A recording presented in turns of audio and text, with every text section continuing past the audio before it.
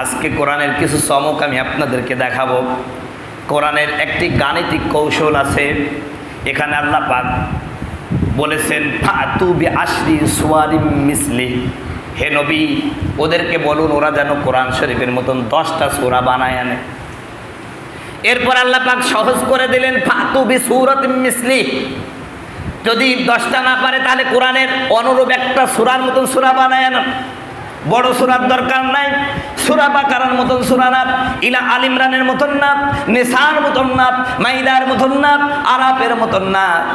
ফাতু বিসূরাতিম মিন মিসলি, এই কোরআনুল কারিমের মতন ছোট্ট থেকে ছোট্ট একটা সূরা বানাও। কোন সূরা? সূরাতুল কাউসার। বলেন সুবহানাল্লাহ। এখানে একটা বিশাল গাণিতিক কৌশল আছে এই সূরার মধ্যে। আল্লাহ পাক সূরা হুদের 11 নম্বর আয়াতে বললেন 10টা সূরার মতন সূরা বানাও।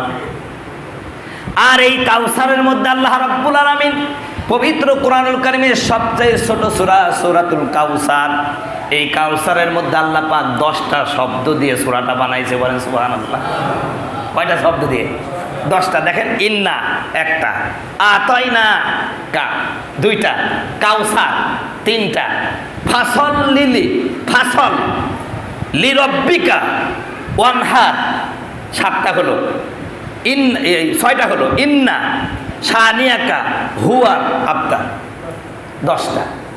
আর প্রথমে কি বললেন যে 10টা সূরার মতন একটা, এই 10টা কোরআন শরীফের 10টা সূরার মতন সূরা তুমি বানিয়ে আনো। যদি না পারো তাহলে একটা সূরা বানাও। দেখেন এইখানে যে 10, আবার আল্লাহ পাক যেই সূরা দিয়ে তাদের কাছে ওপেন চ্যালেঞ্জ করলেন, ঠিক আছে একটা সূরা বানাও, সেই সূরার মধ্যে আল্লাহ পাক শব্দ নিয়েছেন কয়টা? 10টা। বলেন সুবহানাল্লাহ। এরপরে দেখেন এই ইন্নাতার কাল কাউসারের মধ্যে একই শব্দ 2বার ব্যবহার হয়েছে। এমন যে শব্দ অক্ষরগুলো আছে এগুলো আল্লাহ পাক এই সূরার মধ্যে 10টা ঢুকাই দিয়েছেন। সুবহানাল্লাহ বলেন। এরপরে দেখেন এই সূরার মধ্যে ইন্না আতাইনা কাল কাউসার ফাসল লিলি রব্বিকা ওয়ানহার, ওয়ানহার, এই ওয়ানহার শব্দটা আমরা কি করি? এই ওয়ানহার মানে তোমরা কুরবানি করো। এই কুরবানিটা আমরা করি কোন সময়? জিলহজ মাসের 10 তারিখে। এখানে আল্লাহ পাক 10-এর মিল রাখছে। সুবহানাল্লাহ বলেন। এরপরে দেখেন ইন্না আতাইনা কাল কাউসার, শেষে কি অক্ষর? র। শেষে কি আছে? র। দেখেন তারপরে আছে ফাসল লিলি রব্বিকা ওয়ানহার, শেষে কি? র। ইন্না শানিআকা হুয়াল আবতার, শেষে কি? র। এই র শব্দটাও আরবি যে 29টা অক্ষর আছে, এই রটা হচ্ছে 10 নম্বর শব্দ। বলেন সুবহানাল্লাহ। দেখেন আলিফ বা তা হা জিম হা খ দাল জাল র। দেখছেন আল্লাহ পাক বলছেন আমি যে 10টা শব্দ দিয়া একটা সূরা দিলাম, তোমরা তো অনেক বড় বড় পণ্ডিত, এরকম একটা সূরা বানাও যার সব দিক দিয়ে, গাণিতিক দিয়েও মিল থাকবে, বিজ্ঞানের থিওরিতেও মিল থাকবে, সব দিক দিয়ে মিল থাকবে, এবং যে কথাগুলো বলা হবে সেটাও কিয়ামত পর্যন্ত বাস্তব হবে। বানাও। বলেন সুবহানাল্লাহ। মক্কার অনেক কাফেররা আসলে এক জায়গায় হলো, তাদের সেই জামানার গবেষণাগারে পৃথিবীর নামজাদা বড় বড় কবি সাহিত্যিক একত্রিত হলো। সূরাতুল কাউসারের মতন একটি সূরা আল্লাহ পাক তাদেরকে বানানোর কথা বললেন, যেই সূরাটা গাণিতিক কৌশলও মিল থাকবে, আবার অর্থিক দিক দিয়েও মিল থাকবে, বাস্তবতার নিরিখেও মিল থাকবে। বন্ধুগণ আমার, ভাইয়েরা আমার, এই জন্যই আমি আপনাদের কাছে অনুরোধ করব, আল্লাহর কোরআনুল কারীমের মধ্যে আল্লাহর নবী মুহাম্মদ রাসূলুল্লাহ যখন মক্কার মানুষকে দাওয়াত দিল, ওরা আল্লাহর নবীর চরিত্রের উপরে সর্বপ্রথম আঘাত আনলো, রসুলকে মিথ্যাবাদী বলে দিল। আল্লাহ পাকের হাবিব যখন বললেন ও মক্কার কাফেরেরা শোনো, আমার প্রতি ওহী নাজিল হয়েছে, কোরআন নাজিল হয়েছে, এই কোরআনে তোমাদের নাজাতের কথা বলা হয়েছে, তোমাদের সফলতার কথা বলা হয়েছে, তোমাদের মুক্তির পথের কথা বলা হয়েছে। মক্কার উৎসুক জনতা বলল মুহাম্মদ শোনাও তোমার প্রতি কি নাজিল হয়েছে। তখন আল্লাহ নবী মুহাম্মদ রাসূলুল্লাহ বললেন ফাসদা বিমা তুমার ওয়া আনিল আনিল মুশরিকিন।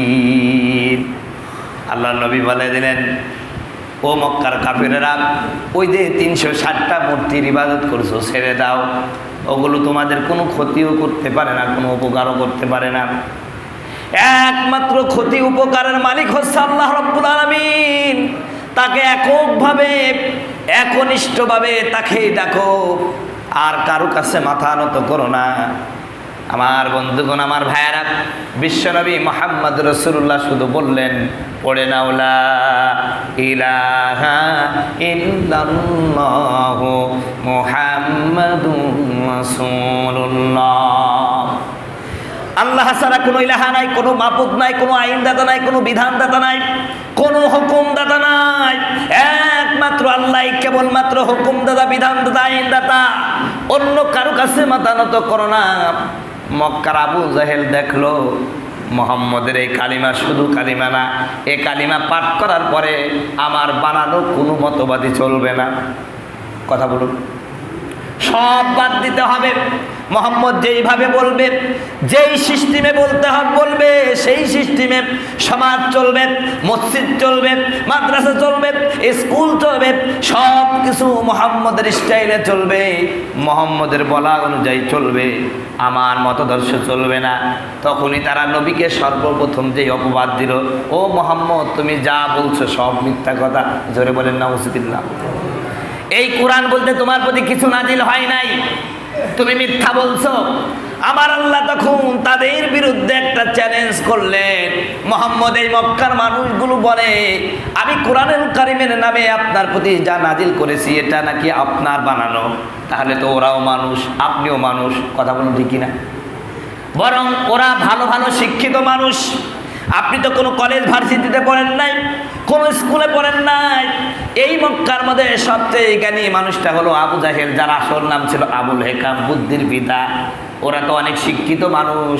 ওদেরকে বলুন, আপনার প্রতি যেই কোরআন নাজিল করেছি এই কোরআনের মতন একটা কোরআন নাজিল করতে। সুবহানাল্লাহ বলেন। আল্লাহ প্রথমে তাদের প্রতি ওপেন চ্যালেঞ্জ করলেন, ও মক্কার কাফেররা, মুহাম্মদের প্রতি নাজিলকৃত কোরআন যদি তার নিজের বানানো হয়, আমি আল্লাহর পক্ষ থেকে নাজিলকৃত যদি না হয়, তাহলে তো তোমরাও পারবে। ফাতু বিআশরি সুওয়ারিম বিমিসলি, তাহলে তোমরা এই কোরআনুল কারীম থেকে 10টা সূরা বানায় আনো। সুবহানাল্লাহ, 10টা সূরা বানায় আনো। এই যে কোরআনুল কারীমে আল্লাহ পাক বললেন, মক্কার কাফেররা তোমরা 10টা সূরা বানিয়ে আনো। মক্কার কাফেররা পারল না। এরপর আল্লাহ পাক তাদের জন্য সহজ করে দিলেন, তাহলে তোমরা তখন 10টা সূরা কোরআনের অনুরূপ বানাতে যদি না পারো, ফাতু বিসূরাতিন বিমিসলি, এই কোরআনের সূরার মতন একটা সূরা বানাও। বলেন সুবহানাল্লাহ। 10টার দরকার নাই, একটা বানাই আনো। আমার বন্ধুগণ, আমার ভাইয়েরা, এই কোরআনুল কারীম হলো সম্পূর্ণ বিজ্ঞানসম্মত কোরআন। বর্তমান বিজ্ঞানের সাথে কোরআনের হুবহু মিল আছে। আজকে কোরআনের কিছু চমক আমি আপনাদেরকে দেখাবো। কোরআনের একটি গাণিতিক কৌশল আছে। এখানে আল্লাহ পাক বলেছেন, ফাতু বিআশরি সুওয়ারিম মিসলি, হে নবী, ওদেরকে বলুন ওরা যেন কোরআন শরীফের মতন 10টা সূরা বানায় আনে। এরপর আল্লাহ পাক সহজ করে দিলেন, ফাতু বিসূরাতিন মিসলি, যদি 10টা না পারে তাহলে কোরআনের অনুরূপ একটা সূরার মতন সূরা বানায় আনো। বড় সূরার দরকার নাই, সূরা বাকারার মতন সূরা না, ইলা আল ইমরানের মতন না, নিসার মতন না, মাইদার মতন না, আরাফের মতন না। ফাতু বিসূরাতিন মিন মিসলি, এই কোরআনুল কারীমের মতন ছোট্ট থেকে ছোট্ট একটা সূরা বানাও। কোন সূরা? সূরাতুল কাউসার। বলেন সুবহানাল্লাহ। এখানে একটা বিশাল গাণিতিক কৌশল আছে এই সূরার মধ্যে। আল্লাহ পাক সূরা হুদের 11 নম্বর আয়াতে বললেন, 10টা সূরার মতন সূরা বানাও। আর এই কাউসারের মধ্যে আল্লাহ রাব্বুল আলামিন পবিত্র কোরআনুল কারীমের সবচেয়ে ছোট সূরা সূরাতুল কাউসার, এই কাউসারের মধ্যে আল্লাহ পাক 10টা শব্দ দিয়ে সূরাটা বানাইছে। বলেন সুবহানাল্লাহ। কয়টা শব্দ দিয়ে? 10টা। দেখেন, ইন্না একটা, আতাইনা কা 2টা, কাউসার 3টা, ফাসল লিরব্বিকা ওয়ানহার 7টা হলো, 6টা হলো, ইন্না শানিয়াকা হুয়া আবতার 10টা। আর প্রথমে কি বললেন যে 10টা সূরার মতন একটা, এই 10টা কোরআন শরীফের 10টা সূরার মতন সূরা তুমি বানিয়ে আনো। যদি না পারো তাহলে একটা সূরা বানাও। দেখেন এইখানে যে 10, আবার আল্লাহ পাক যেই সূরা দিয়ে তাদের কাছে ওপেন চ্যালেঞ্জ করলেন, ঠিক আছে একটা সূরা বানাও, সেই সূরার মধ্যে আল্লাহ পাক শব্দ নিয়েছেন কয়টা? 10টা। বলেন সুবহানাল্লাহ। এরপরে দেখেন এই ইন্না আতানা কাল কাউসারের মধ্যে একই শব্দ 2 বার ব্যবহার হয়েছে। এমন যে শব্দ অক্ষরগুলো আছে এগুলো আল্লাহ পাক এই সূরার মধ্যে 10টা ঢুকাই দিয়েছেন। সুবহানাল্লাহ বলেন। এরপরে দেখেন এই সূরার মধ্যে ইন্না আতাইনা কাল কাউসার ফাসাল্লি লিরাব্বিকা ওয়ানহার, ওয়ানহার, এই ওয়ানহার শব্দটা আমরা কি করি? এই ওয়ানহার মানে তোমরা কুরবানি করো। এই কুরবানিটা আমরা করি কোন সময়? জিলহজ মাসের 10 তারিখে। এখানে আল্লাহ পাক 10-এর মিল রাখছেন। সুবহানাল্লাহ বলেন। এরপরে দেখেন ইন্না আতাইনা কাল কাউসার, শেষে কি অক্ষর? র। শেষে কি আছে? র। দেখেন তারপরে আছে ফাসাল্লি লিরাব্বিকা ওয়ানহার, শেষে কি? র। ইন্না শানিআকা হুয়াল আবতার, শেষে কি? র। এই র শব্দটাও আরবি যে 29টা অক্ষর আছে, এই রটা হচ্ছে 10 নম্বর শব্দ। বলেন সুবহানাল্লাহ। দেখেন আলিফ, বা, তা, সা, জিম, হা, খ, দাল, জাল, র। দেখছেন আল্লাহ পাক বলছেন আমি যে 10টা শব্দ দিয়া একটা সূরা দিলাম, তোমরা তো অনেক বড় বড় পণ্ডিত, এরকম একটা সূরা বানাও যার সব দিক দিয়ে, গাণিতিক দিয়েও মিল থাকবে, বিজ্ঞানের থিওরিতেও মিল থাকবে, সব দিক দিয়ে মিল থাকবে, এবং যে কথাগুলো বলা হবে সেটাও কিয়ামত পর্যন্ত বাস্তব হবে। বানাও। বলেন সুবহানাল্লাহ। মক্কার অনেক কাফেররা আসলে এক জায়গায় হলো, তাদের সেই জামানার গবেষণাগারে পৃথিবীর নামজাদা বড় বড় কবি সাহিত্যিক একত্রিত হলো। সূরাতুল কাউসারের মতন একটি সূরা আল্লাহ পাক তাদেরকে বানানোর কথা বললেন, যেই সূরাটা গাণিতিক কৌশলও মিল থাকবে, আবার অর্থিক দিকেও মিল থাকবে, বাস্তবতার নিরিখেও মিল থাকবে, এমন একটা সূরা বানানোর জন্য আল্লাহ পাক ওপেন চ্যালেঞ্জ করলেন। বলেন মুহাম্মদ, ওরা বলে আপনার প্রতি আমি নাজিল করেছি, এটা নাকি আপনি বানাইছেন? তা আপনিও তো মানুষ, ওরাও মানুষ, ওদেরকে বলেন বানাতে। সমস্ত মানুষ এগুলো আসলো, পৃথিবীর সবচেয়ে নাম করা শিক্ষিত মানুষগুলো আসলো, বড় বড় সাহিত্যিক, কবি। বিশ্বনবী মুহাম্মদ রাসূলুল্লাহ সাল্লাল্লাহু আলাইহি সাল্লাম কাবা শরীফের প্রথম ফটকে এই সূরাতুল কাউসারকে লিখে দিলেন, দিয়ে বলেন এমন একটা সূরা তোমরা বানিয়ে আনো। তারা বানানো শুরু করলো, গবেষণা শুরু হয়ে যায়। 1 মাস, 2 মাস, 3 মাস, তারা সবাই হয়রান হয়ে গেল। সূরা মিলে, প্রথম আয়াত মিলে তো শেষ আয়াত মিলে না, শেষ আয়াত মিলে তো আবার মাঝে মিলে না। এক পর্যায়ে সমস্ত লোকগুলো আল্লাহ নবীর কাছে এসে বললেন, হুজুর আমরা তো অপারগ হয়ে গেলাম। বলেন সুবহানাল্লাহ। কয় কেন? কয় হুজুর অনেক চেষ্টা করেছি, যতই চেষ্টা করি মিলে না, প্রথম মিলে তো শেষ মিলে না, শেষ মিলে তো মাঝে মিলে না। তবে মুহাম্মদ একটা কথা কই, আমরা আজকে সাক্ষ্য দিচ্ছি লাইসা হাদা কালামুল বাশার, আপনি যা বলেন কোরআনের নামে, এটা কোনো মানব রচিত কিতাব না, মানব রচিত কথা না, এটা মানুষের তৈরি কোনো কিছু হলে আমরা বানাতে পারতাম না, এটা হতে পারে না। বলে সুবহানাল্লাহ।